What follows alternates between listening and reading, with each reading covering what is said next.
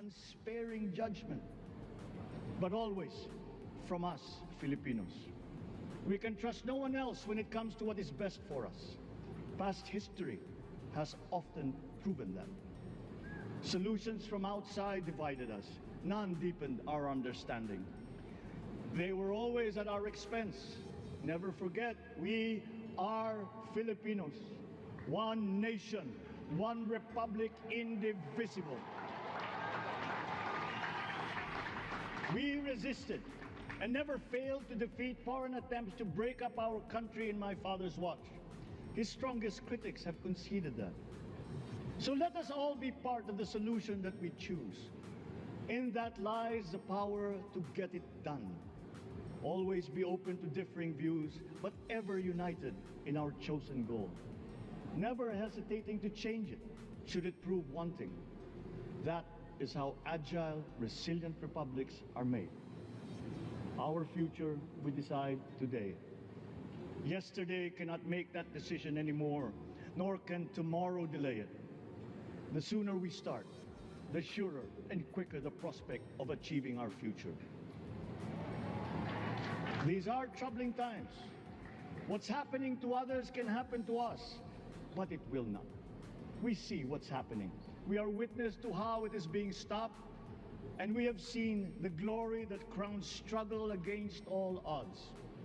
Giving up is not an option. We've been through times of bitter division, but united, we came through to this when it shall begin again, but better. The campaigns I've run have taken me here where I stand today. I listened to you, and this is what I have heard. We all want peace in our land. You and your children want a good chance at a better life in a safer, more prosperous country.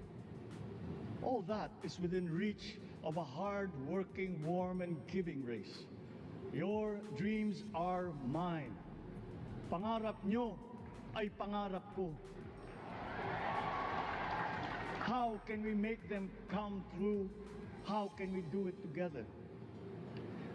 But I will take it as far as anyone with the same faith and commitment can, as if it depended entirely on himself.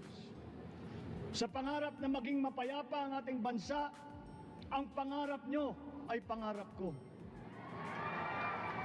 Sa pangarap na maging maunlad ang ating bansa, ang pangarap nyo ay pangarap ko.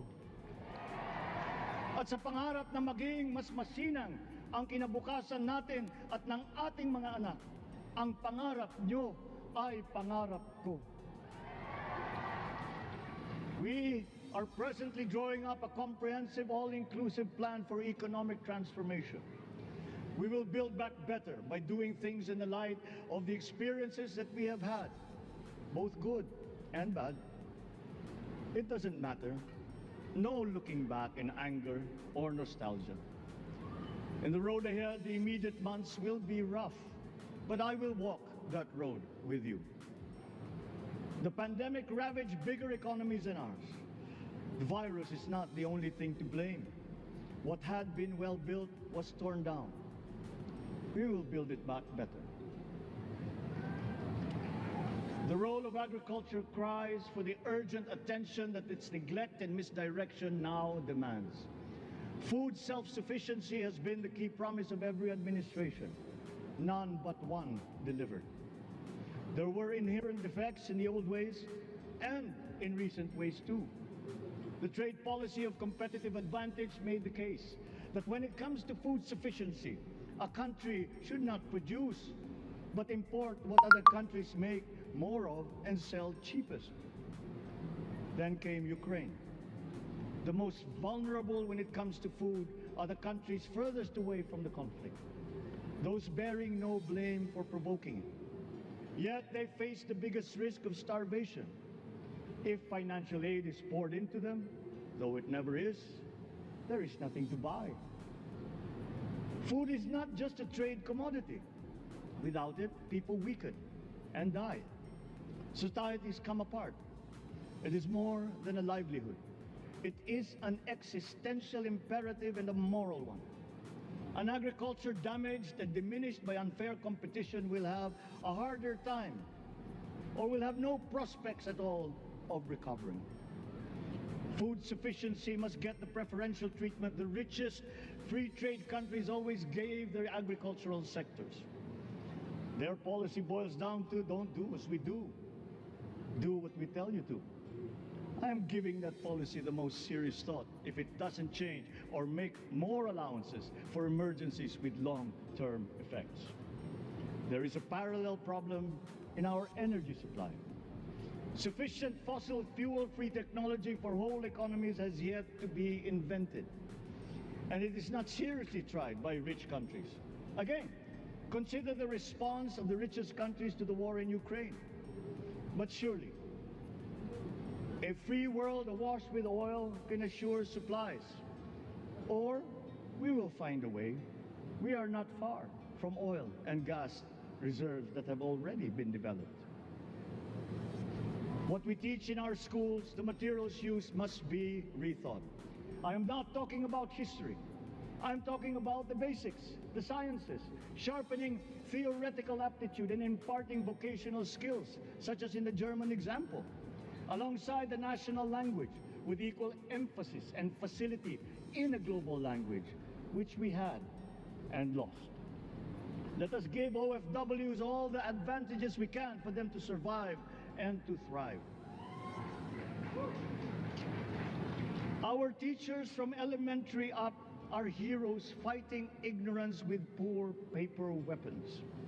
We are condemning the future of our race to menial occupations abroad. Then they are exploited by traffickers. Once we had an education system that prepared coming generations for more and better jobs. There is hope for a comeback. Vice President and soon-to-be Secretary of Education, Sara Duterte Carpio, will fit that mission to a T. We won't be caught unprepared, under-equipped, and understaffed to fight the next pandemic.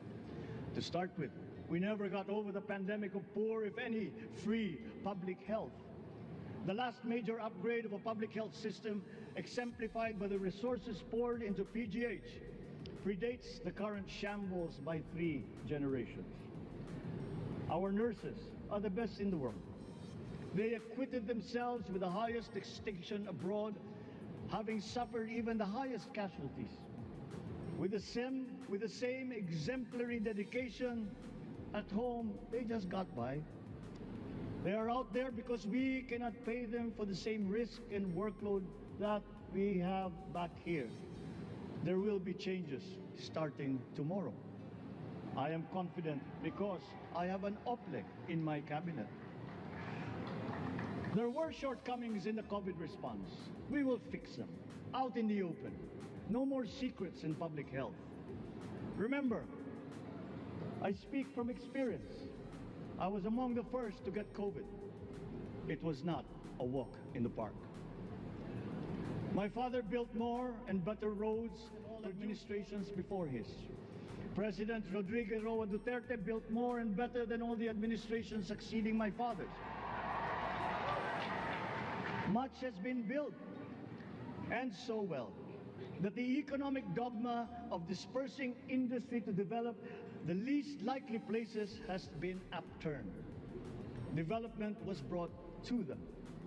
Investors are now setting up industries along the promising routes built.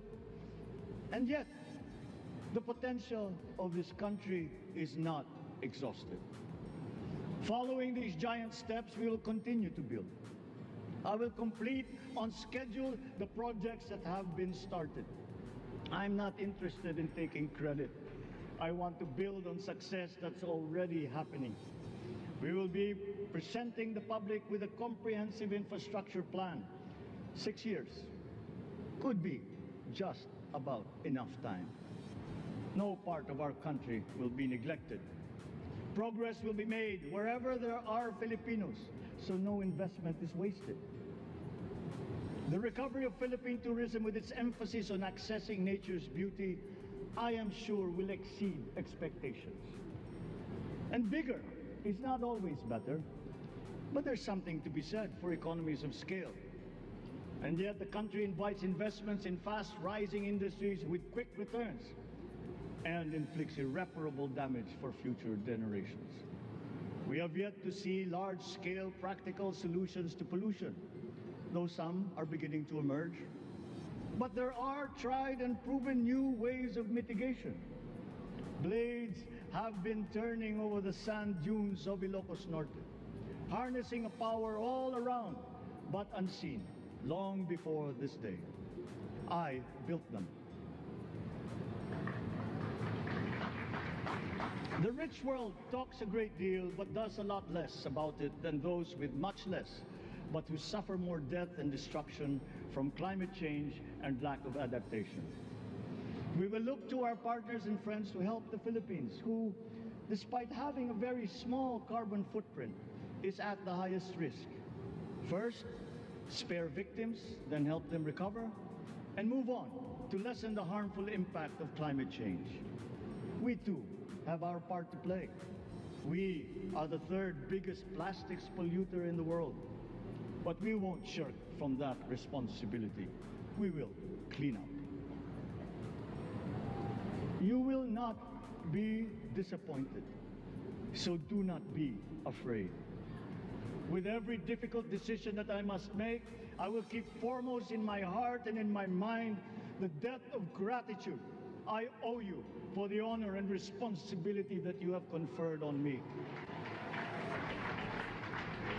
Whatever is in a person to make changes for the better of others, I lay before you now in my commitment. I will try to spare you. You have your other responsibilities to carry. But I will not spare myself from shedding the last bead of sweat or giving the last ounce of courage and sacrifice.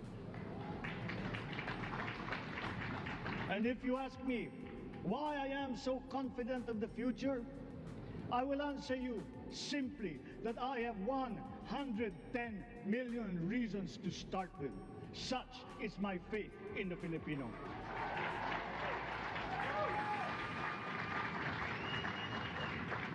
Believe, have hope.